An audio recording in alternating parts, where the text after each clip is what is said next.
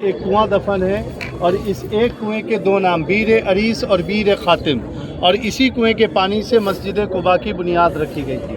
नबी करीम सल्लल्लाहु ताला अलैहि वसल्लम जब भी आप मदीना से कुबा आते तो इसी कुएं के ऊपर बैठा करते, और बैठने का अंदाज ऐसा होता कि आप अपने दोनों पैर को नीचे लटका करके बैठते।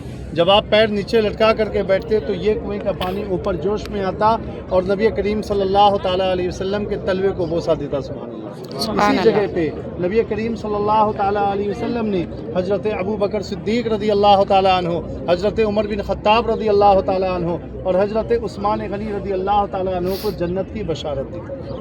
अब इस कुएं का दूसरा नाम है बीर खातिम। बीर अरबी में कहते हैं कुएं को और खातिम कहते हैं अंगूठी को। नबी करीम सल्लल्लाहु ताला अलैहि वसल्लम के पास जो मोहर नबूवत वाली अंगूठी थी जिसके ऊपर लिखा हुआ था अल्लाह रसूल मोहम्मद, और जब आप किसी को पैगाम भेजते थे, ख़त भेजते थे तो इस अंगूठी से उसके ऊपर मोहर लगा दिया करते थे, स्टैंप लगा दिया करते थे।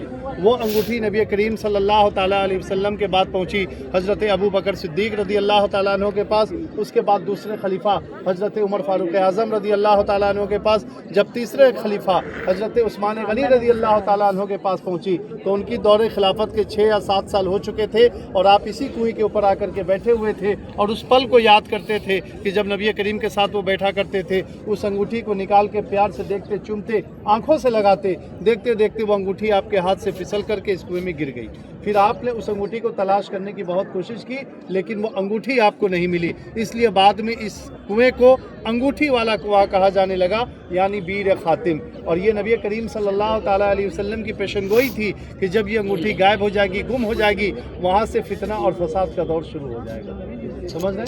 तो ये एक कुआं है, दो नाम है बीर अरीस और बीर खातिम। और सामने ये एक खजूर का दरख्त आप देख रहे हैं, बिल्कुल सामने ये, यहाँ पे एक सहाबी रसूल जिनका नाम था कुलसुम बिन हदम रज़ी अल्लाह ताला अन्हु, उनका घर था वहाँ पे। और जब नबी करीम मक्का से हिजरत करके मदीना आए तो तकरीबन 14 दिन तक आपने उसी जगह पे आराम किया था, उनके ही घर पे आपने आराम किया। जब वहाँ से 14 दिन के बाद जब आप मदीने की तरफ जाने लगे तो उन्होंने आपको रोका कि या रसूलल्लाह आप ना जाएं, लेकिन आपने फरमाया कि ये मेरी ऊँटनी जहाँ जाएगी वहाँ जा करके मेरी मस्जिद बनेगी। और फिर ऊँटनी जब यहाँ से चली, यही रास्ता सीधा मस्जिद नबी जाता है, ये रास्ता 3.5 किलोमीटर यहाँ से सामने मस्जिद नबी है, ये रास्ता पैदल जाता है।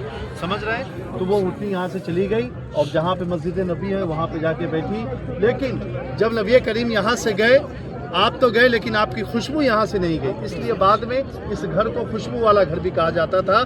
और जो सहाबी थे उनका नाम था कुलसुम बिन हदम रज़ी अल्लाह ताला। ठीक है, अब मस्जिद में आप जाएंगे, 2 रकात तहियतुल मस्जिद, 2 रकात शुक्राने की पढ़ के इसी जगह पे आना है। जितने जेंट्स को आप लेके जाएं, लेडीज़ यहाँ नमाज़ पढ़ेंगी।